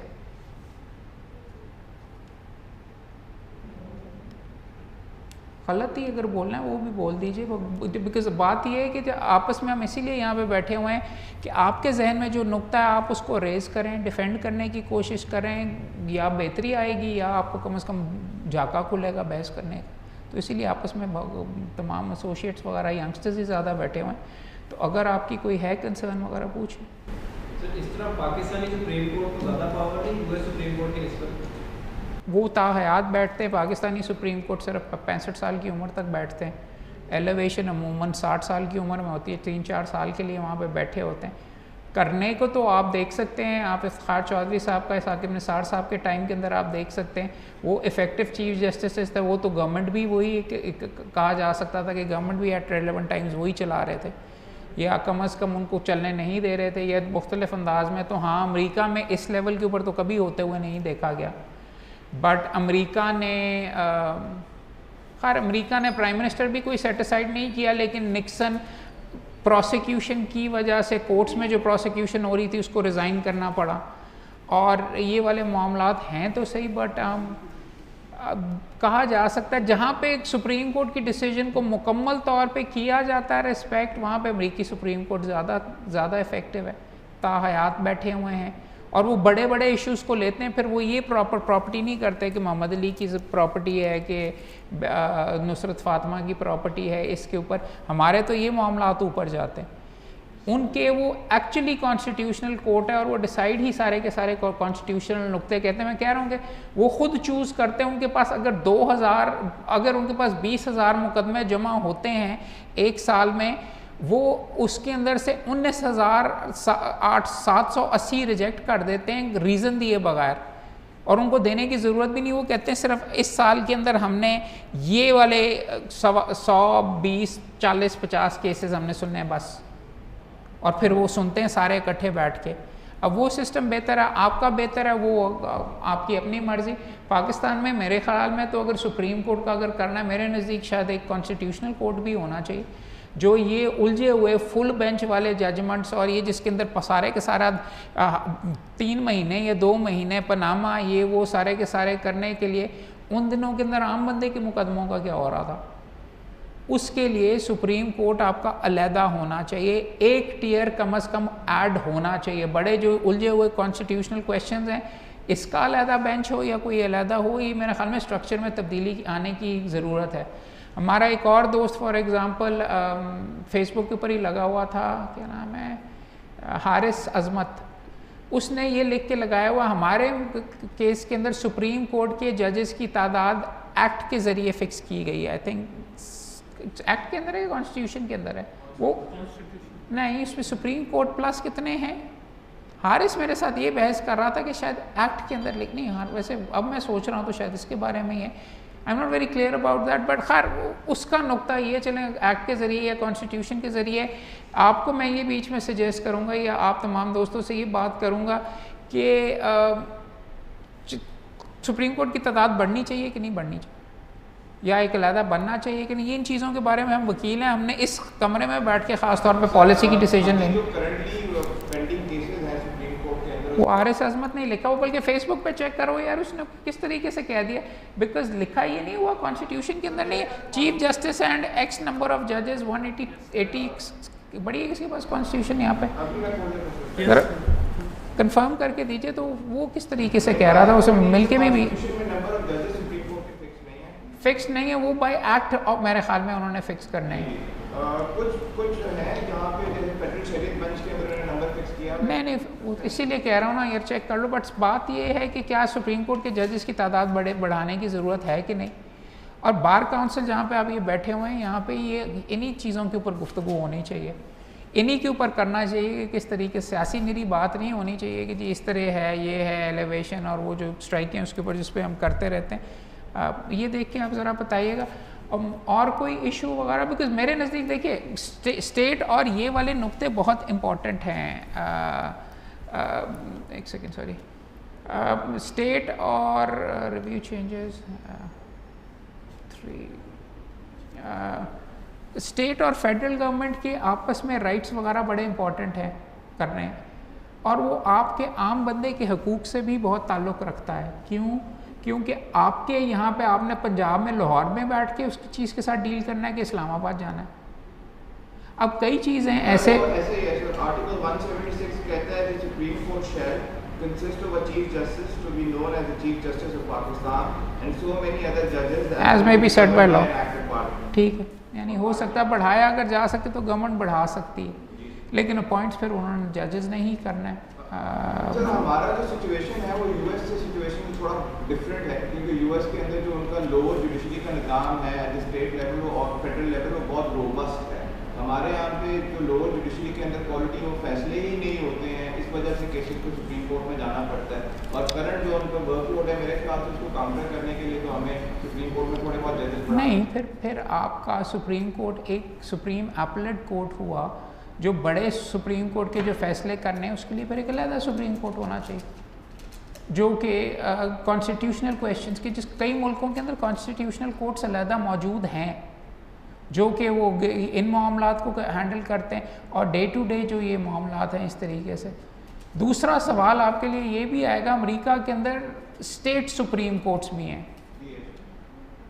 अब वहाँ पे स्टेट सुप्रीम कोर्ट्स की इम्पॉर्टेंट और उसकी सिग्निफिकेंस दूसरी ये है, स्ट्रक्चर आपने कुछ इस तरीके से बनवाना है या अमेरिका में ये बनाना है कि नीचे से डिसीजन आ गया, ऊपर वाला लेवल थोड़ा सा और मुश्किल और महंगा होना चाहिए, उससे ऊपर वाला और मुश्किल और महंगा होना चाहिए, और उसके बाद फिर सुप्रीम कोर्ट का जो लेवल है वो महंगा और बहुत मुश्किल होना चाहिए, जहाँ पे ज़्यादा आपको आसानी से लीव ना मिले, क्योंकि पार्टीज़ ने सेटल भी तो करना है आपने उनको रेजोल्यूशन के लिए। अदरवाइज़ तो हर बंदा कोई ना कोई हारता हो, कहता चलो ठीक है सुप्रीम कोर्ट का वकील मिल जाएगा जी वहाँ पे इस्लामाबाद के अंदर 20,000 रुपये के अंदर, और वहाँ पे ही जाके जमा करवा दें, तो उसको क्या ज़रूरत है सेटल करने की। वो तो 3-3 दफ़ा उठा के नीचे से मुकदमा लेके जाएगा, फिर दूसरे राउंड में 12-2 करेगा, उठा के ऊपर लेके जाएगा। सिस्टम को अगर आपने देखना है या अगर आपने उसके ऊपर काम करना है और इम्प्रूव करना है, ये चीज़ें देखने की ज़रूरत है और बहुत है। यहाँ पे तो जाके दोस्त यही कहते हैं कि जी इंसाफ आपके दरवाजे के ऊपर होना चाहिए और हर चीज़ की रजिस्ट्री, हाई कोर्ट की रजिस्ट्री भी आपकी लोकल इलाके के ऊपर होनी चाहिए। शायद होनी चाहिए, शायद नहीं होनी चाहिए, इसको देखना चाहिए। फिर सुप्रीम कोर्ट का बेंच भी आपके दरवाजे के ऊपर ही होना चाहिए, इंसाफ आपके दरवाजे पे मिलना चाहिए। तो लाहौर में अगर रजिस्ट्री है कभी कभार चलती है, तो फिर मल्टीपल टाइम्स ये मामला ऊपर नीचे, ये सिस्टम को कंट्रोल करने के लिए फिर मैं आपको समझा रहा हूँ कि ये इम्पॉर्टेंट है, इन चीज़ों के बारे में सोचें। पॉलिसी आपने ही बनानी है, आप हमारे जितने ही नैले या उतना ही जहन है या उतना ही ये सारे के सारा, ये यहाँ पे आप इन चीज़ों के बारे में सोचोगे तो अच्छे वकीलों की तरफ से ये जाएगी। अदरवाइज़ हवा में ये सारी चीज़ें चल रही होती हैं, सियासतदानों पर नहीं आप छोड़ सकते। ख़ास तौर पे जुडिशल प्रोसेस का जो सारे का सारा स्ट्रक्चर है कि वो डिसाइड करेंगे, या वो वकील साहिबान जो कि सियासी हैं और जो शायद कोर्ट में जाते भी नहीं हैं, या अब मैं बहुत सियासी गुफ्तगू कर रहा हूँ, या बरगढ़ लॉर्ड सेक्रेटरी को सीपीसी में अमेंडमेंट्स नहीं करके भेजनी चाहिए, जो कि सारी उम्र सिविल सीपीसी के अंदर लगता है, पढ़ने से पढ़ लगता है कि शायद सिविल मुकदमा ही नहीं किया हो, और फिर कोर्ट से हमें सेटिसाइड करवानी पड़ती। सो ये रिकॉर्ड हो रहा है, कहीं वो कहेंगे तड़ी लगा रहा है, बट चलो देख लेते हैं। और कोई क्वेश्चन आप कह रहे थे कुछ?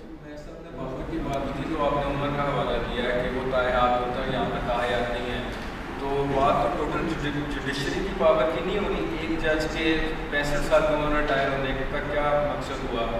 अगर पावर तो टोटल जुडिशरी के 1-2 जज अगर 65 साल की उम्र रिटायर रहते हैं, तो एक जज की पावर से क्या फर्क? यार देखो, मेरी हद तक मैंने कम से कम ये फ़ील किया है कि इफ्तिखार चौधरी साहब की स्ट्रेंथ वो जो मूवमेंट के बाद, और वैसे भी एक ये थी उनके भाई ब्रदर जजेस का उनके साथ होने की एक वजह ये भी थी कि उनका टेन्योर बहुत लंबा था।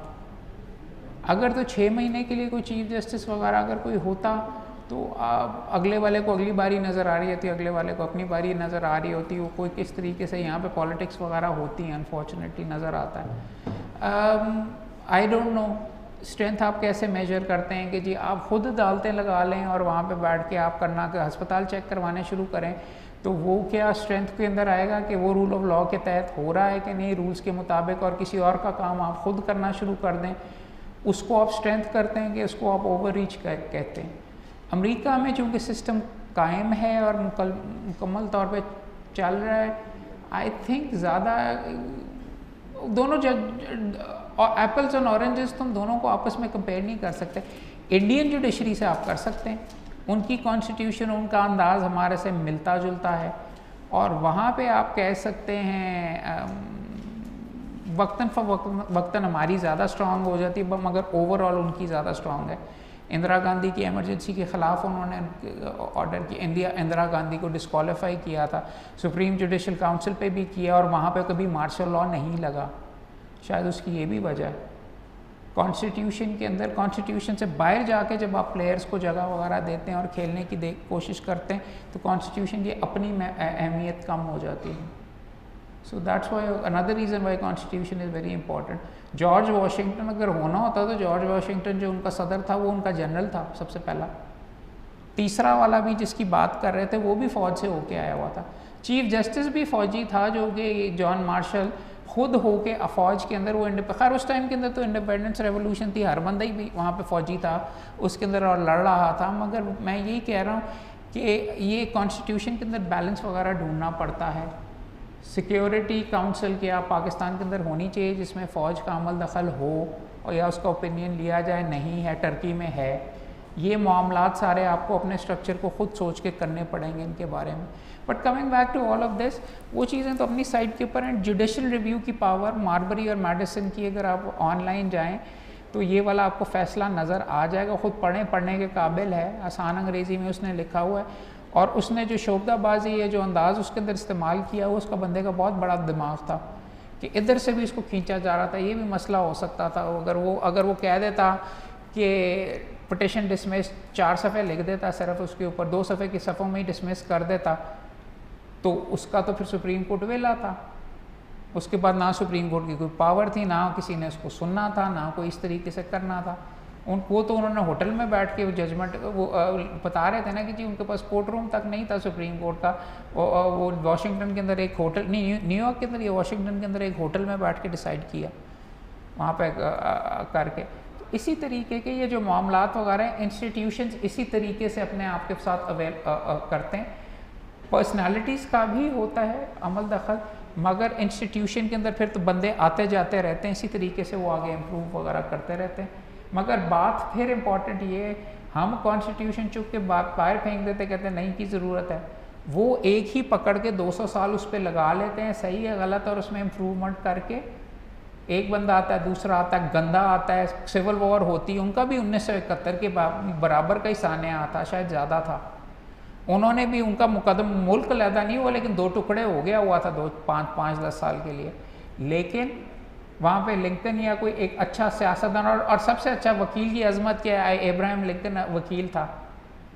उसने बैठ के उस टूटे हुए मुल्क को उसने फिर से जोड़ा, उसने जंग जितवाई, उसने किस तरीके से किया, कभी बैठ के उसके बारे में भी डॉक्यूमेंट्रीज मौजूद हैं, वो दिखाऊंगा कि उस वकील की क्या अजमत थी और उसने कानून, ये क्या वजह है कि और हम बीच में दूसरी चीज़ों के ऊपर तो जलील होते रहते हैं कि जिधर कोट दिया वो कर दिया, और अवाम के अंदर असल में तो हर जगह के ऊपर हमें कायदे आज़म की बात करनी चाहिए, इकबाल की बात करनी चाहिए, मंडेला की बात करनी चाहिए, सारे वकील हैं, इवन नेहरू की करनी चाहिए, गांधी की करनी चाहिए। और उसके अंदर ये इब्राहिम लिंकन जो था मुल्क तबाह हो गया हुआ था उसका, उसने फिर भी जोड़ा है। पाकिस्तान कायदे आज़म ने स्ट्राइक करके नहीं हासिल किया था, वो गांधी किया करता था। कायदे आज़म ने वकील के तौर के ऊपर हासिल किया, हमारी अजमत ये है। मेरे नज़दीक तो ये सारी की सारी चीज़ें, और ये आपके सामने डॉक्यूमेंट्री सुनाने का, और मैं ये एक चीज़ टेस्ट ही कर रहा था कि जी आप दोस्त इंटरेस्टेड हैं भी कि नहीं, और इससे असर वगैरह लेते हैं कि नहीं, बिकॉज़ ये चीज़ें आपका जहन खोलने के लिए हैं, बहस करने के लिए हैं, और इस पर बात वगैरह अगर आप करेंगे और इनसे आपको नज़र आएगा, क्योंकि ये भी जजेस और लॉयर्स के बारे में आप भी इसी ट्रेडिशन का हिस्सा, माना कि वो अमेरिका के अंदर है, आप भी इन्हीं आइडियाज़, इन्हीं कॉन्सेप्ट्स, इन्हीं चीज़ों को रिप्रेजेंट करते हैं और उनको पाकिस्तान में इस्तेमाल करते हैं। तो इसमें इसके बारे में थोड़ा सा गहरा सोचा करेंगे। और कोई चीज़ आपको कुछ? सुप्रीम कोर्ट के जज का ज़हनी तबादला ठीक नहीं है हाँ। उस सिचुएशन में कौन ये जज करेगा कि उसके अंदर इम्पीचमेंट की पावर है। जहाँ पे सुप्रीम जुडिशल काउंसिल है वहाँ पे कांग्रेस के अंदर इम्पीच हो सकते हैं। और अमेरिका में 2-3 मेरे ख्याल में शायद रिज़ाइन तो उन्होंने कर दिया था, बट वहाँ पे हो सकता है ऑन सर्टेन ग्राउंड्स कांग्रेस फारिग करा सकती है। वो ये कह रहे थे मार्शल को भी इम्पीच करने का काफ़ी ख़तरा था कि वो मुझे वेला करा देगा, इसीलिए थोड़ा सा शायद हाथ भी उन्होंने खींच के रखा हुआ था। उसके अलावा आप फॉर एग्ज़ाम्पल अर्ल वॉरेन के नाम से और वॉरेन बर्गर के नाम से 60s के अंदर जो अमेरिका के बड़े प्रोग्रेसिव जजेस थे जो गवर्नमेंट के अगेंस्ट डिसाइड किया करते थे, उनके ऊपर बेशुमार दफ़ा उनको वेला कराने की कोशिश की, लेकिन वेला कराने के लिए स्टैंडर्ड को इतना सख्त है या इतना मुश्किल है कि तमाम कांग्रेस वगैरह चलवा के जिस प्रोसेस के ज़रिए प्रेसिडेंट को नहीं इम्पीच करते इसको भी इम्पीच किया था, वो उससे वही तकरीबन मिलता जुलता इनके लिए भी होता। सो जी आप पूछ रहे थे? सर मेरा क्वेश्चन है, सबसे पहले सर आपका बहुत शुक्रिया, आपने बहुत अच्छा। मेरी क्या बात है यार, चलो देखो। तो सर मेरा क्वेश्चन ये जो मॉडल कोर्ट्स बनाई थी हाँ। सबसे खोसा साहब जी सर, जो 212 है कॉन्स्टिट्यूशन उसमें लिखा है स्पीडी ट्रायल चलाना, ठीक है speedy trial.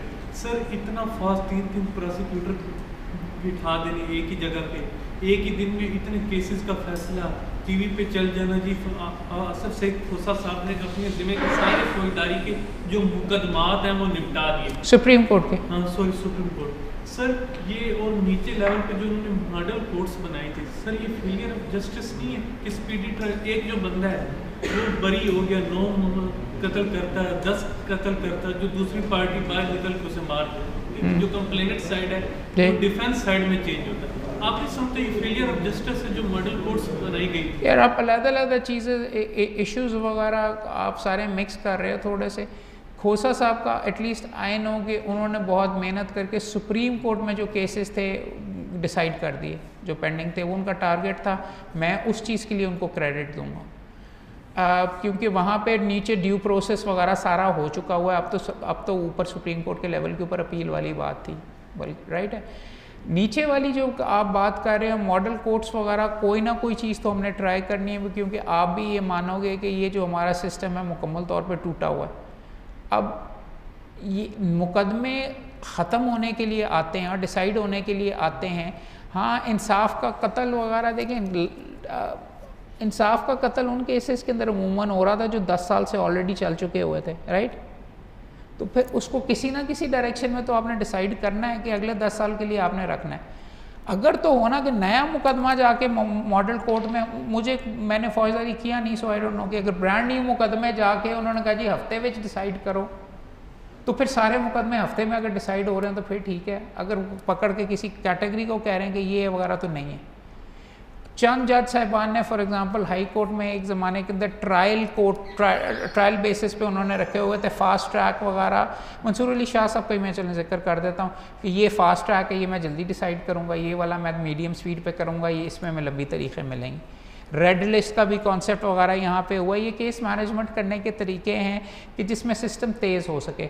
For example Shah साहब ने एक ज़माने के अंदर एक मुकदमा मेरा, उन्होंने कहा नहीं जी ये तो मैं फ़ास्ट ट्रैक पे करूँगा।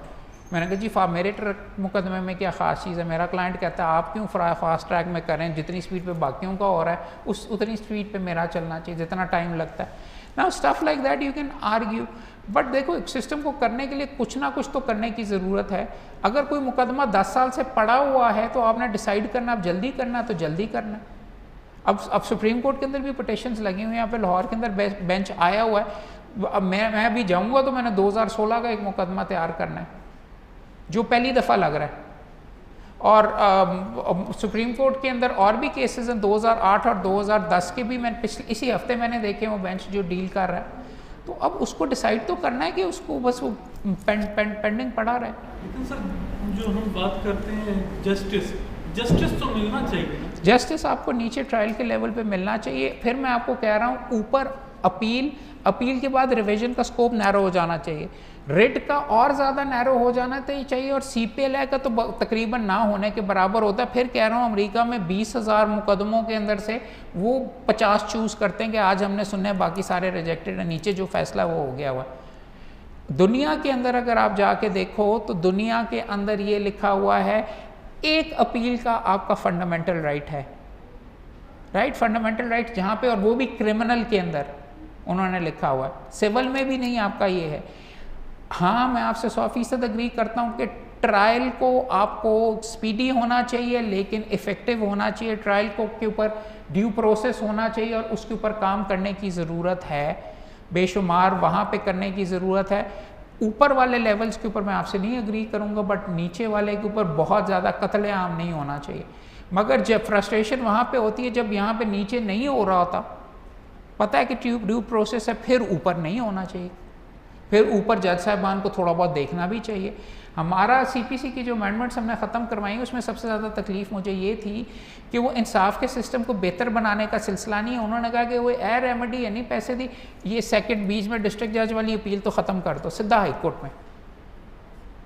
I have a problem with that because उसके अंदर मुफस्सल के अंदर भक्कर में अगर कोई बंदा है तो वो लाहौर में आके अपील जमा करवाएगा अपने 50,000 रुपये वाले रिकवरी के लिए सिविल सूट के अंदर।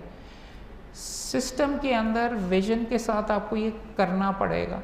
बट बात ये है कि आपके इतने केसेस पेंडिंग हैं, इतने केसेस पेंडिंग हैं कि डिसाइड तो करने हैं वन वे और the other.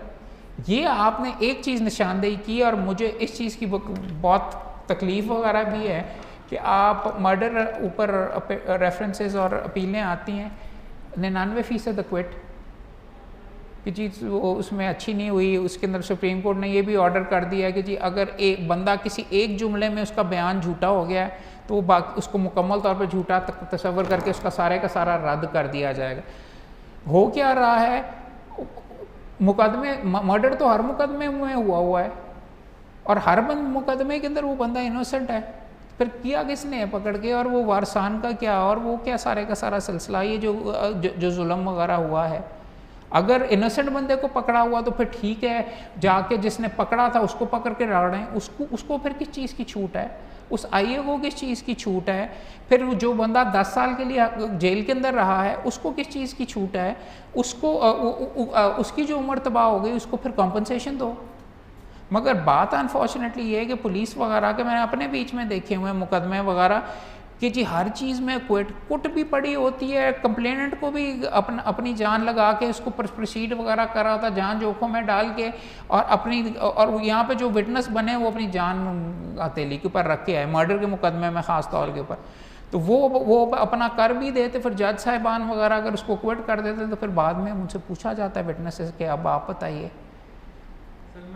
Second and last question. नहीं मैं भी बड़ी लंबी तकरीर कर रही हूँ। 148.3 है उसमें साकिब निसार साहब ने 100 मोटो लिया, ये ले लो, समोसा वालों पे ले लो, पकौड़ों वालों पे ले लो। नहीं वो नहीं समोसों वाले के ऊपर, पकौड़ों वाले के ऊपर वो अचीव दूसरी चीज़ जैसे सामने। सर उसमें ये था कि ये जो हॉस्पिटल्स हैं मेडिकल की फीसेज हैं जैज़ वालों पे ले लो, लेकिन जब तक तो वो रहे वो इम्प्लीमेंट रहे और उनके होते हुए भी चीज़ें काफ़ी मामलात हो, एक जज जब जाता है चीफ जस्टिस हो या जस्टिस हो बीच में छोड़कर चला जाता है, जो नया आता है वो अपनी पॉलिसी अपने रूल्स के मुताबिक आता है, जो लास्ट चीज़ें चल रही होती जैसे ये जायज़ वाला था 100 का 100 लोड आ रहा था उनके दौर में, अब आप देख लें वो कहाँ है चीज़ें, ये नहीं एक स्पेसिफिक टाइम के लिए, उस टाइम के लिए तो मिला ना फ़ायदा है।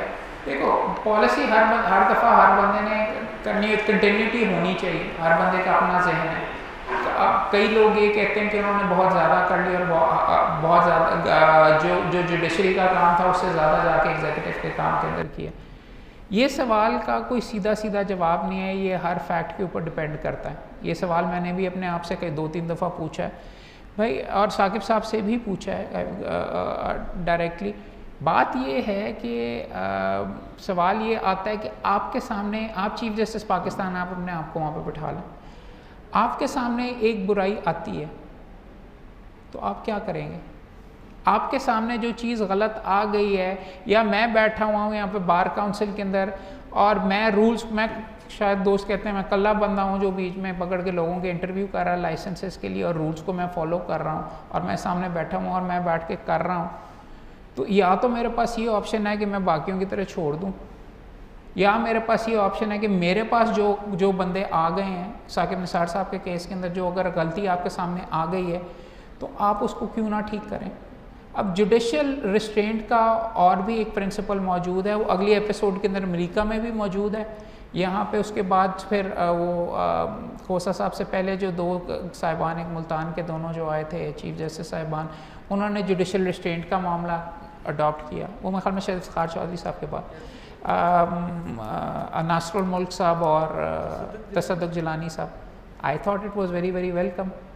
अब बात ये यार, अगर तो आप चीफ जस्टिस पाकिस्तान है, मेरे से अगर आप मेरा जवाब पूछोगे, मुझे लग रहा है कि ये इस लेवल का बंदा है, प्राइम मिनिस्टर है और कर रहा है करप्शन, तो फिर तो हाथ मुझे डालना चाहिए। मैं अगर नाब नहीं प्रॉपर्ली फंक्शन कर रहा और वो कर रहा है, वहाँ पे बात बनती है, राइट।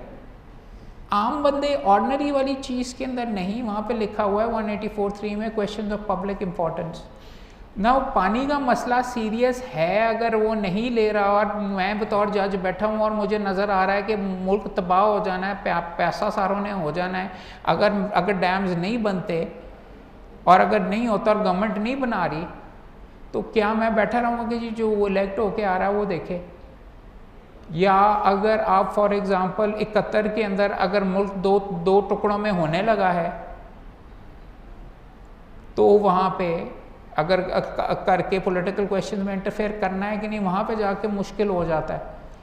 और अगर आप बैठे हुए हैं, आप इतना टाइम गुजार के आए हैं और नहीं हो the chief justice of Pakistan, तो आप क्यों ना सुओ मोटो करें। मैं मानता हूँ कि हाँ, उसके अंदर फिर मसला ये आता है कि फ़लाँ ने आपका कान भर दिया तो आप इस डायरेक्शन के अंदर चलना शुरू हो गए। आपने कहा खाने की मेज़ के ऊपर आपको किसने कह दिया, आपको पता है वो बंदा बहुत गंदा है, फिर उस बंदे को अपील का राइट नहीं मिलता। सुप्रीम कोर्ट में अगर आप पकड़ के किसी के अगेंस्ट प्रोसीडिंग्स कर देते हैं, या अगर आप पकड़ के उसका मामला नीचे भी आप भेज देते हैं, तो चीफ जस्टिस के हाथ लगाने के बाद कोई बंदा नीचे उसको इनोसेंट करने लगा कि जी, और वो फिर आपकी ज़ात के ऊपर होता है कि मुझे पता है कि यार मेरे पास इन्फॉर्मेशन, उसको तो पता ही नहीं होता, वो कैसे डिफेंड करे। और होता रहा है यहाँ पे। आई मीन कई जगहों पे मैंने ये आर्ग्यू की, अभी रिसेंटली यहाँ पे हाई कोर्ट के अंदर कर रहे थे, मैं एक ऑयल कंपनी की तरफ से पेश हुआ हूँ, तो वो चीफ साहब ने बिस्मिल्लाह यहाँ से की कि आप माफ़ी हैं, तो उसके बाद तो मेरा नहीं कोई सुनने वाली बात आएगी ना। वो सुओ मोटो की नेचर के अंदर प्रोसीडिंग्स चला रहे थे, वहाँ पे कैसे डिफेंड करेंगे?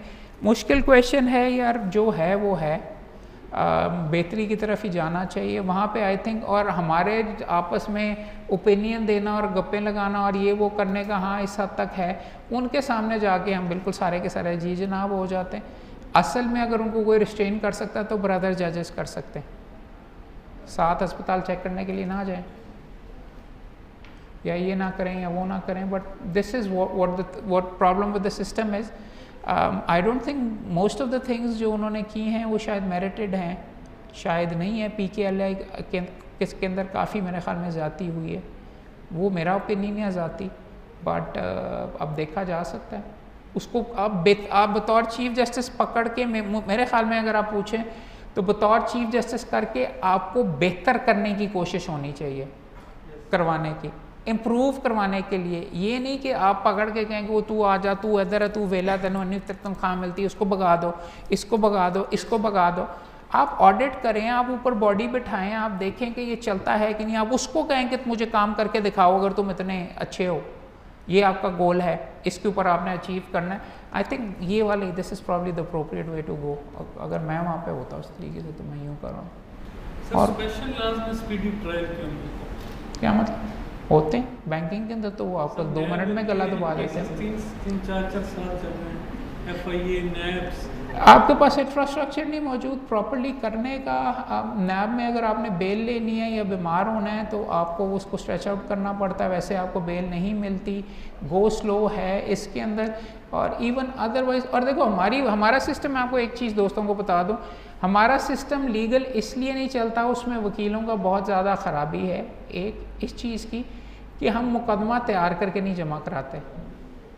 बात तो ये, अगर आप ट्रायल जमा करवा रहे हैं तो आपके पास पहले एविडेंस देखा होना चाहिए, पढ़ा होना चाहिए, एफिडेविट्स तैयार होने चाहिए।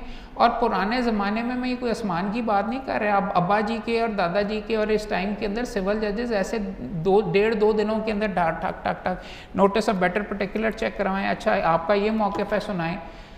और मुझे ये चीज़ भी कभी नहीं समझ आई कि हम वकील भाइयों को मुकदमा डिले करवा के मिल क्या जाता है, अनलेस हमने हर CM के ऊपर और डिले के लिए पैसे लगाए हुए हैं। एक दफ़ा फ़ीस मिल गई, अपना काम पूरा करें और अगला मुकदमे के ऊपर जाएं। 15-15 साल तक मुकदमा चला के हमें क्या मिलता है? फ़ीस पुरानी 6 महीने के बाद ही हज़म हो जाती है। मिसलेनियस एप्लीकेशन पे भी चंद हज़ार रुपये ही लगते हैं। But fact of the matter is, और हमारी ट्रेनिंग का मसला है, और इसीलिए मैं यहाँ पे भी बैठा हूँ कि थोड़ा बहुत ट्रेन किया जाए। सच्ची बात तो ये कि 99% लोग वकीलों 95% वकीलों को अब ट्रायल चलाना ही नहीं आता, एविडेंस करवाना नहीं आता, डॉक्यूमेंट्स एग्जिबिट नहीं करवाने आते, डिस्कवरी दूसरी पार्टी से डॉक्यूमेंट निकलवाने नहीं आते। सिर्फ यहाँ पे स्टे की वकालत हो रही है कि जी स्टे हासिल कर लिया या स्टे नहीं मिला तो अपील कर लिए, उसके ऊपर आगे चले गए और उसके ऊपर लड़ें और उसके बाद फिर मुकदमा टंगा रहे। फ़ौजदारी के अंदर इतना नहीं है, फ़ौजदारी वाला जल्दी डिस्पोज ऑफ होता है। मैं अपनी फील्ड का सिविल की बात कर रहा हूँ। सिविल के अंदर चलाना नहीं आता तो इस वास्ते सारे के सारे खड़े हों और मुकदमे बस पाइल अप हो ही जा रहे हैं, फीसें आई जा रही हैं, और यही है मेरे ख्याल में। हाँ, में से चंद हंस रहे हैं तो शायद अग्री कर रहे हैं मेरे से, बट बात यही है। और उसके अंदर बार काउंसिल की भी कमी है कि हमने आपको ट्रेन किया ही नहीं कि वकालत करते कैसे। हमने आपको ये भी नहीं ट्रेन किया कि भाई ये करना है, रिटन स्टेटमेंट के बाद ये करना है। अच्छी बात है यार, मुकदमा जल्दी डिसाइड होगा, अच्छी बात है। अगर आपसे वो पहले लिखवा रहे हैं कि इसमें प्रपोज्ड इश्यूज़ क्या हैं या इसमें इश्यूज़ वगैरह क्या हैं, आपके नज़दीक क्या मामलात बनते हैं, ताकि आपको फोकस करवा रहे हैं, जो चीज़ें आपने बाद में बना के देनी है। बात तो ये होनी चाहिए। सिविल सूट यहाँ पे अमेरिका में मैं सिविल सूट किसी को करने के लिए दूँ तो वो 1 हफ़्ता लेता है पढ़ने के लिए। मैं यहाँ पे आपको 1.5 घंटे में बैठ के स्टे लेके दे सकता हूँ कि जी आओ, वो पहले का बना हुआ उसके अंदर ये घुसा दिया और आपने जाके ये करके इस नौयत का ये मुकदमा चले गए, डॉक्यूमेंट साथ चिपकाए, कॉपियाँ करवाई जाके, जी बाकी चीज़ें स्टैम्प पेपर भी बाद में निकल आएगा। तो ये इसके अंदर हमें अपना गिरेबान भी झांकना पड़ेगा। और हम इसलिए नहीं अपना गिरेबान झांकते कि शायद हमें पसंद नहीं ये चीज़ वगैरह आएगी, but fact of the matter is अगर आप अपना गिरेबान झांकें तो हमारे लिए भी बेहतरी आएगी। एज इन काम डिस्पोज ऑफ होगा तो अगला मुकदमा आएगा, अगले मुकदमे के लिए टाइम मिलेगा, फैमिली के लिए भी मिलेगा। और कोई ज़्यादा मैं सच बोल गया, रिकॉर्ड भी हो रहा है, देखें। हाँ, सर आपने कहा था कि 2 वीक्स ट्रेनिंग प्रोग्राम होगा। कर रहा हूँ यार, इसका सिलेबस तैयार हो गया हुआ है बार वोकेशनल कोर्स का। 2018 की जजमेंट में ये लिखा गया है सुप्रीम कोर्ट की कि बार वोकेशनल कोर्स होगा जो कि 6 महीने की ट्रेनिंग के इंटीमेशन पीरियड के अंदर आप तमाम नए इनकमिंग वकीलों के लिए लाजमी होगा कि वकालत करते कैसे हैं। सिलेबस उसका बन के तैयार हो चुका हुआ है। टीचर्स कौन से उसमें करने हैं, तकरीबन 40% ऑलरेडी हमने डिसाइड कर लिए हुए हैं, मगर बाकी 60% कौन करेंगे, कहाँ पे करेंगे, किस तरीके से होंगे, इंफ्रास्ट्रक्चर पे काम हो रहा है। मेरे से पहले जो कमेटी मौजूद थी 1 साल तक उन्होंने बहुत अच्छा काम किया, उन्होंने सिलेबस भी बनाए रखा, लेकिन उससे आगे कोई काम नहीं कर सके। उससे पहले वाले भी दोस्त हैं, अब मैं काम कर रहा हूँ, पता नहीं कैसे होगा। मेरा तरीका तो यही है, और आपके सामने ये जो चीज़ अभी कर रहा हूँ कि मैं अन्यवाद शुरू हो जाऊँगा, हो गया हूँ, होने लगा हूँ। चीज़ें पूरी हैं, अच्छी क्वालिटी की हैं, नहीं है वगैरह, वो सिस्टम एक दफ़ा चलना शुरू हो जाएगा बार वोकेशनल कोर्स के नाम से। उसके बाद जो कमी कोताही होगी वो 6 महीने के बाद फिर इम्प्रूव हो जाएगा, फिर कोई और जाके अगर उसको चला ले तो वो देखा जाएगा। बट कोशिश कर रहा हूँ भाई, वकालत के लिए भी थोड़ा सा टाइम नहीं मिलता यार। अब देखो, मैं एक सुप्रीम कोर्ट का मुकदमा लगा हुआ है, सुबह से यहाँ पे मैं 9 बजे से बैठा हुआ, दफ्तर में पहुँचूँगा 5 बजे, तो मैं वकालत कब करूँगा। मेम्बरान का ये भी थोड़ा बहुत इसके अंदर मसला है, और उसके अंदर अनफॉर्चुनेटली अगर मैं सारा टाइम यहाँ पे दूँ, अदरवाइज ज़्यादा कई मेम्बरान दफ्तर ही सीधा जाते हैं। ठीक है, और कुछ चलें। थैंक यू सर, आपने इतनी देर मुझे बर्दाश्त किया, अच्छी बात है। बाकी हाँ चलो, थैंक यू।